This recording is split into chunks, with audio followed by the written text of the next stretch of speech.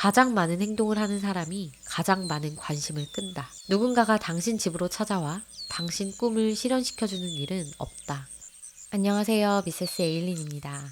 늙어서도 먹고 살려면 기술이 있어야 된다. 기술이 갑이다. 라며 지금 하시는 일 그만두시고 기술직으로 전향하려는 분들이 상당히 많이 계시더라고요. 근데 저는 일단 그 일을 그만두시기 전에 어떤 기술을 습득하시기 전에 꼭 이걸 알고 계셨으면 좋겠습니다. 기술만 있다고 다 되는 게 아니라는 거예요. 당연한 소리지만 그냥 자격증만 가지고 있다거나 어중간한 실력을 가지고 있어서는 남 밑에서 언제든 대체될 수 있는 존재로 대우받지 못할 가능성이 클 수밖에 없어요. 늙어 죽을 때까지 누군가의 밑에서 죽어라 노동만 제공하는 게 기술이 갑이라는 뜻일까요? 기술로 성공하고 싶으시다면 이 영상을 보시고 내가 어떤 일의 기술자가 될지를 정하시면 좋을 것 같습니다. 너무너무 부자가 되고 싶었지만 의욕만 앞서서 파산과 알코올 중독에 마약 중독자까지 됐던 그랜트 카돈이란 인물이 있습니다. 그랜트 카돈은 정신과 의사조차도 당신은 갱생의 여지가 없으니까 부자가 되겠다는 집착을 이제는 버려라 라고 할 정도였다고 해요. 그랬던 그가 결국 중독 치료 후 5년 만에 백만장자가 됐고 지금은 억만장자가 되었다고 합니다. 도대체 어떻게 그렇게 할 수 있었을까요? 그랜트 카돈의 10배의 법칙이라는 책을 읽다 보면 기술이 갑이 되려면 이 정도는 해야 되겠구나. 이렇게 한다면 굳이 기술직이 아니더라도 내가 어느 분야에 있든 탁월한 기술자가 될 수 있겠구나 라는 생각이 들었어요. 어떤 일이든 그랜트 카돈만의 기술을 만들어내는 그의 이야기가 꽉꽉 담긴 이 책에서 가장 중요한 마인드와 행동력을 말씀드릴게요. 첫 번째, 자신의 영역을 지배하기 위해서라면 무엇이든 하라. 사람들이 방법을 찾을 때 유일한 해법으로 떠올리는 존재가 되고자 하라. 당신은 당신 영역에서 무소불위의 힘을 행사하겠다는 태도를 지녀야 한다. 그래서 고객과 시장, 심지어 경쟁자까지 당신 영역에서 자연스럽게 당신을 먼저 생각하게 만들어야 한다. 꾸준하게 열심히 해서 그 일의 챔피언이 되고 그 일을 당신 것으로 만들어야 한다. 당신의 영역에서 전문가이자 리더가 되어 영역을 확실하게 지배할 정도가 될 때까지. 그래서 다른 사람이 자신의 특기를 더는 내세우지 못할 때까지 그렇게 하라. 어떤 영역에서 당신이 가장 먼저 시작하는 사람이 될 필요는 없다. 하지만 그 영역에 들어갔다면 사람들이 그 영역 하면 당신을 가장 먼저 떠올리게 해야 한다. 네, 어느 분야의 최고가 된다는 건 누군가의 문제를 간단하게 혹은 쉬워 보이게 해결해줄 단 한 사람이 됐다는 거겠죠.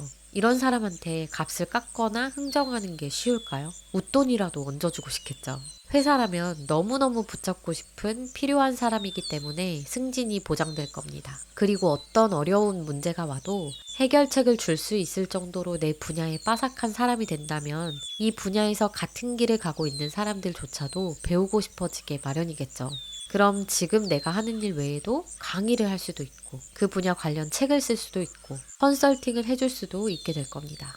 내가 계속해서 이 영역을 지배하기 위해 노력한다면 그게 어떤 일이든 그 분야의 기술자가 될 수 있다고 확신합니다.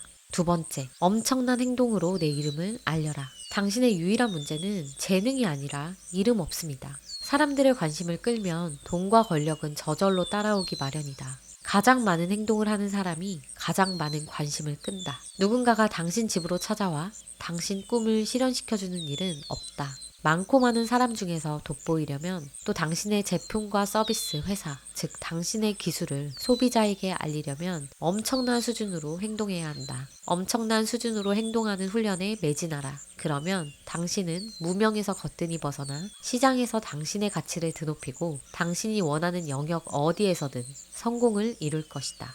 엄청난 행동을 함으로 인해 내가 눈에 띄도록 만들어야 한다는 거죠. 이 엄청난 행동이라는 게 소리만 요란하게 움직이라는 뜻은 아닐 거예요.